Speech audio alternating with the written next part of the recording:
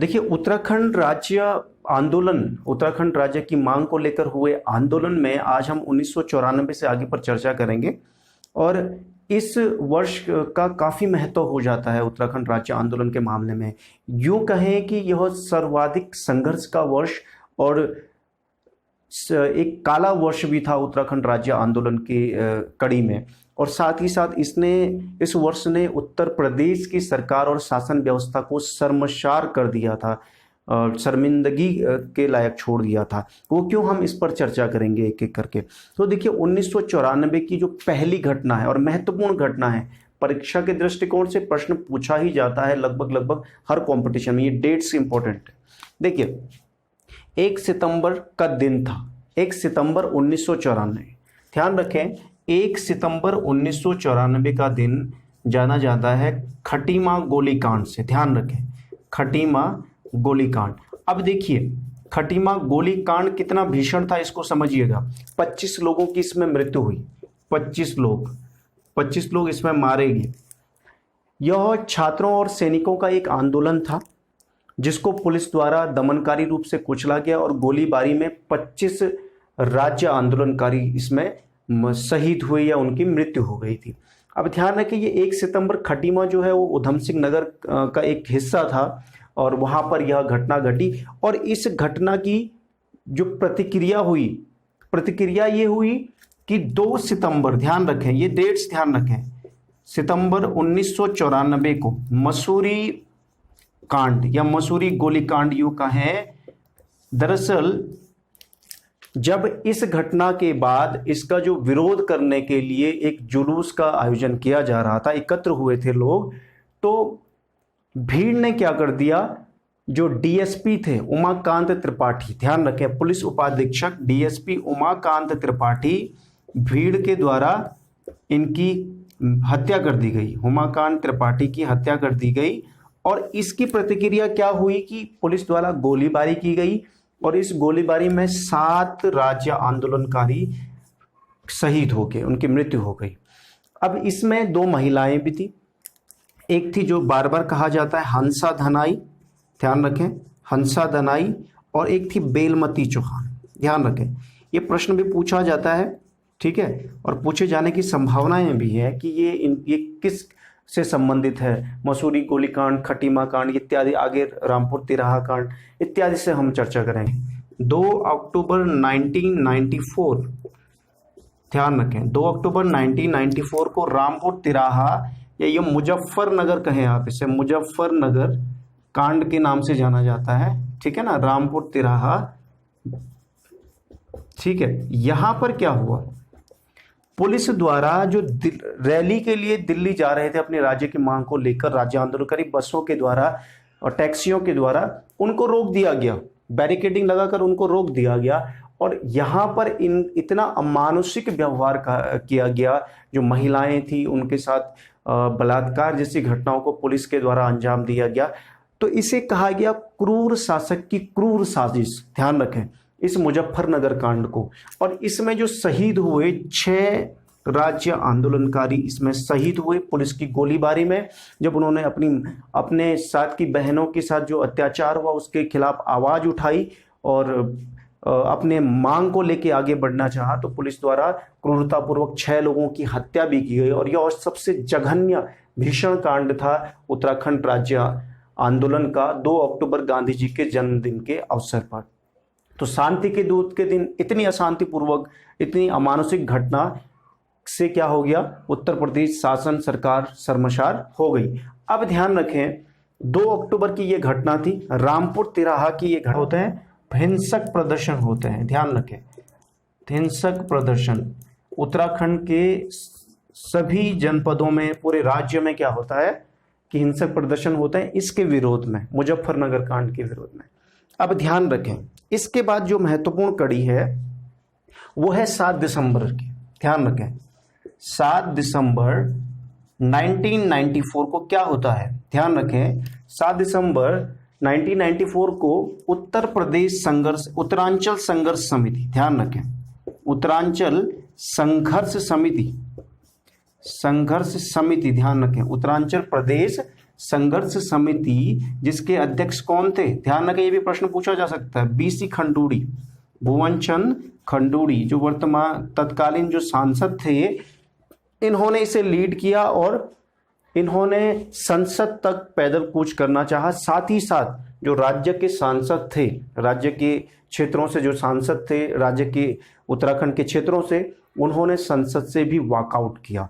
तो ध्यान रखें 7 दिसंबर 1994 की जो घटना है, उत्तरांचल प्रदेश संघर्ष समिति के जो अध्यक्ष थे वो बीसी खंडूड़ी, इनके नेतृत्व में क्या किया गया, कूच किया गया। ठीक है, अब इसके बाद क्या हुआ, ध्यान रखें 25 जनवरी 1994, ध्यान रखें 25 जनवरी 1994 का 95 का दिन, 94 का वर्ष हमने काउंट कर लिया, 95 के वर्ष में क्या हुआ कि एक संविधान बचाओ यात्रा निकाली गई। ध्यान रखें संविधान बचाओ यात्रा निकाली गई, ध्यान रखें संविधान, ध्यान रखें उत्तरांचल आंदोलन संचालन समिति, इसने क्या किया, संविधान बचाओ यात्रा निकाली और यह यात्रा निकली सुप्रीम कोर्ट, उच्चतम न्यायालय से लेके राष्ट्रपति भवन तक। ध्यान रखें सुप्रीम कोर्ट से लेके राष्ट्रपति भवन तक यह यात्रा निकाली गई, संविधान बचाओ यात्रा, और यह निकाली गई किसके द्वारा, उत्तरांचल आंदोलन संचालन समिति के द्वारा। अब इसके बाद का घटनाक्रम देखिए, इसके बाद का जो घटनाक्रम है वो महत्वपूर्ण हो जाता है, क्योंकि राज्य के अंदर भी अब हलचल होने लग गई है। अब देखा कि सरकारें राज्य के मांग को मान नहीं रही है।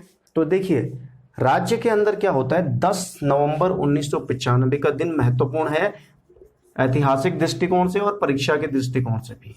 ध्यान रखें ये घटना है श्रीनगर की, श्रीनगर गढ़वाल जिसे कहते हैं, श्रीनगर गढ़वाल की, और इसका जो श्रीयंत्र टापू है, ध्यान रखें श्रीयंत्र टापू, ध्यान रखें श्रीयंत्र टापू पर क्या होता है, 2 आंदोलनकारी बैठे रहते हैं। ठीक है, श्रीयंत्र टापू पर 2 आंदोलनकारी बैठे रहते हैं, यशोधर बेंजवाल और राजेश रावत।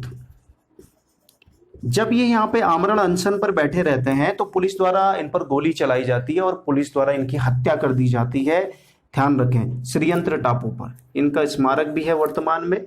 तो ये घटना महत्वपूर्ण हो जाती है 10 नवंबर 1995 की घटना में भी एक ये काली घटना है एक तरीके से। ठीक है, अब ध्यान रखें जब राज्य आंदोलन को अब उग्र प्रदर्शन होने लगे, हत्याएं बढ़ने लगी, मुजफ्फरनगर कांड हो गया, मसूरी कांड हो गया, एक क्षेत्र विशेष में देश के एक क्षेत्र विशेष में हलचल बढ़ने लग गई, तो फिर क्या हुआ ध्यान रखें, वो दिन भी याद कर लीजिए 15 अगस्त 1996। ध्यान रखें 15 अगस्त 1996 का वो दिन था जिस दिन लाल किले की प्राचीर से, लाल किले से प्रधानमंत्री HD देवगौड़ा ने, ध्यान रखें HD देवगौड़ा ने उत्तराखंड राज्य की घोषणा कर दी, उत्तराखंड राज्य के निर्माण की घोषणा कर दी। ध्यान रखें उत्तराखंड राज्य के निर्माण की जो घोषणा, उत्तराखंड राज्य की जो घोषणा की गई वो HD देवगौड़ा के द्वारा 15 अगस्त 1996 को लाल किले से की गई स्वतंत्रता दिवस के अवसर पर। ध्यान रखें, लेकिन अब आगे बढ़ते हैं। सरकारें, ये वो दौर था जब सेंटर में सरकारों के उथल पुथल का दौर था। ठीक है, अब उथल पुथल का दौर था तो सरकारें बदल रही थी। अब हुआ क्या, 1998 में जब केंद्र में बीजेपी की सरकार आई सेंटर में, तो उत्तर प्रदेश राज्य की सरकार ने उत्तर प्रदेश पुनर्गठन विधेयक यानी उत्तराखंड बनाने की का जो विधेयक है वो भेजा, केंद्र में भेजा, लोकसभा में पेश किया गया। ध्यान रखें लोकसभा में पेश किया गया, कब किया गया, 27 जुलाई 2000 को, लेकिन उससे पहले भेजा जा चुका था 1998 में। अब सरकार गिर गई, क्या हुआ, सरकार गिर गई केंद्र में, ठीक है ना, जिसमें अटल बिहारी।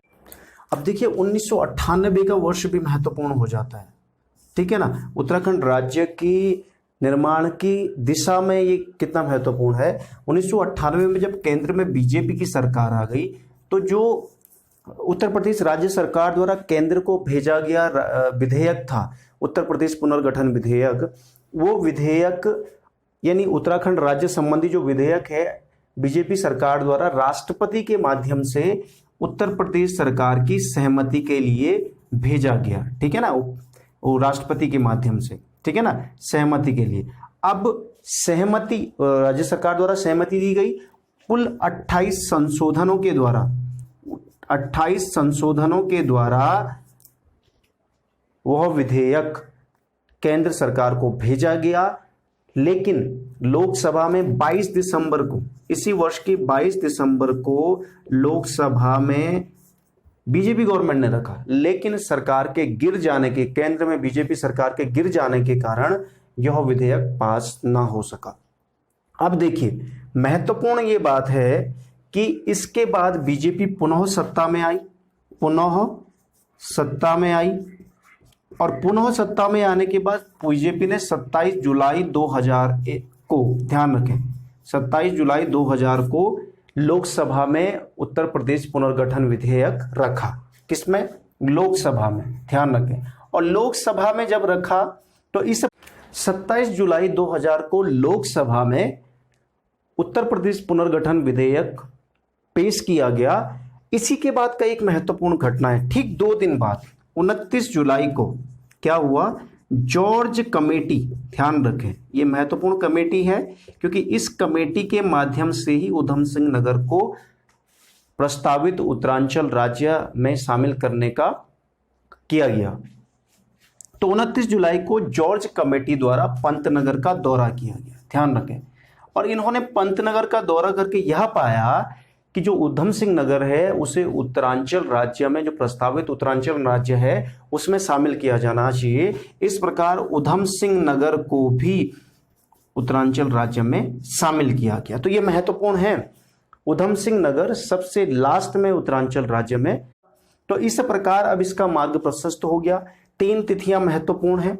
एक है 1 अगस्त, इस दिन ध्यान रखें लोकसभा में उत्तर प्रदेश पुनर्गठन विधेयक यानी उत्तराखंड राज्य निर्माण विधेयक या उत्तरांचल नाम से बना यह राज्य 1 अगस्त को लोकसभा में यह पास हुआ। इसके बाद 10 अगस्त को यह लोकसभा के बाद राज्यसभा में पास हुआ, ठीक है। और इसके बाद वो 28 अगस्त को राष्ट्रपति थे के आर नारायण के द्वारा इसे सहमति दे दी गई। और इस प्रकार उत्तर प्रदेश राज्य का पुनर्गठन हो गया। 13 जिलों को, उत्तर प्रदेश के उत्तरी पश्चिमी, ध्यान रखें उत्तर पश्चिमी 13 जिलों को मिलाकर उत्तरांचल राज्य का निर्माण किया गया। और उत्तरांचल राज्य का गठन किस दिन किया गया, वो तिथि महत्वपूर्ण है, 9 नवंबर 2000 को, ध्यान रखें। उत्तरांचल नाम से अस्तित्व में आया। 13 उत्तर प्रदेश के 13 उत्तर पश्चिमी जनपदों को काटकर उत्तरांचल राज्य 9 नवंबर 2000 को अस्तित्व में आया। अब इसका नाम उत्तराखंड भी है वर्तमान में। कब हुआ, तो इस प्रकार का विधेयक, ध्यान रखें ये एनडी तिवारी, नारायण दत्त तिवारी जब उत्तरांचल के सीएम थे, उत्तरांचल के एनडी तिवारी उत्तरांचल के प्रथम निर्वाचित सीएम भी हैं, चीफ मिनिस्टर, मुख्यमंत्री। तो इन्होंने दिसंबर 2006 में इसके नाम में परिवर्तन संबंधी विधेयक को क्या किया, केंद्र सरकार को भेजा। और इस प्रकार 1 जनवरी 2007, ये तिथि भी महत्वपूर्ण है, उत्तरांचल का नाम क्या हो गया, उत्तराखंड, ध्यान रखें ये तिथियां बेहद महत्वपूर्ण है। एक चीज मिस हो गई है इस घटनाक्रम में, देखिए 29 जुलाई, ध्यान रखें 29 जुलाई 2000 को, 27 जुलाई को जब लोकसभा में क्या पेश किया गया, 27 जुलाई को लोकसभा में